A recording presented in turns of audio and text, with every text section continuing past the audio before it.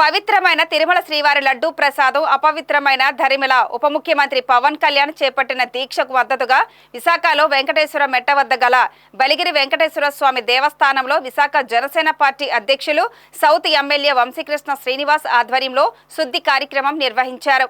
ఆలయాన్ని సంప్రోక్షణతో శుద్ధి చేశారు. ఈ సందర్భంగా ఎమ్మెల్యే వంశీకృష్ణ శ్రీనివాస్ మాట్లాడుతూ రాష్ట్రంలో అనేక దేవాలయాలతో పాటు సింహాచలం దేవాలయంలోనూ వైసీపీ ప్రభుత్వం నిర్లక్ష్య వైఖరి బయటపడిందని విమర్శించారు. దేవాలయాలను ఆధునీకరణ చేసి ఆధ్యాత్మిక శోభ వెదజల్లేలా తీర్చిదిద్దాలని దేవాదాయ శాఖను కోరారు. అనంతరం 34వ వార్డులో శ్రీ రేణుక ఎల్లమ్మ తల్లి ఆలయంలో పూజా కార్యక్రమంలో పాల్గొని తీర్థప్రసాదాలు స్వీకరించి ఆలయ కమిటీ ఏర్పాటు చేసిన అన్న సమారాధనను ఆయన ప్రారంభించారు. ఈ సందర్భంగా ఆలయ కమిటీ సభ్యులు ఎమ్మెల్యే వంశీకృష్ణ శ్రీనివాస్ ను గజమాలతో సన్మానించారు. అందరికీ నమస్కారం. ఈరోజు విశాఖపట్నం సౌత్ నియోజకవర్గంలో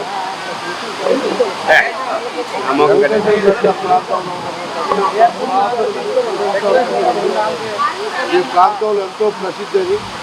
ఇవాళ మా కార్తీక గారి యొక్క ఆధ్వర్యంలో అలాగే ఎన్డీఏ పార్టీ నాయకులు, తెలుగుదేశం పార్టీ నాయకులు, బీజేపీ నాయకులు, పార్టీ అందరూ కూడా ఈ కార్యక్రమంలో పాల్గొన్నారు.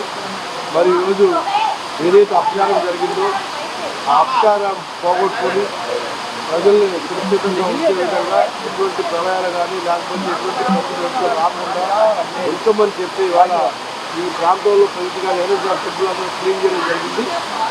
రేపు కూడా ఇంకో టెంపుల్ ఉంది, మూడు టెంపుల్ కూడా శుద్ధి చేసే సగం వరుణ్ దేవుడే క్లీన్ చేశారు.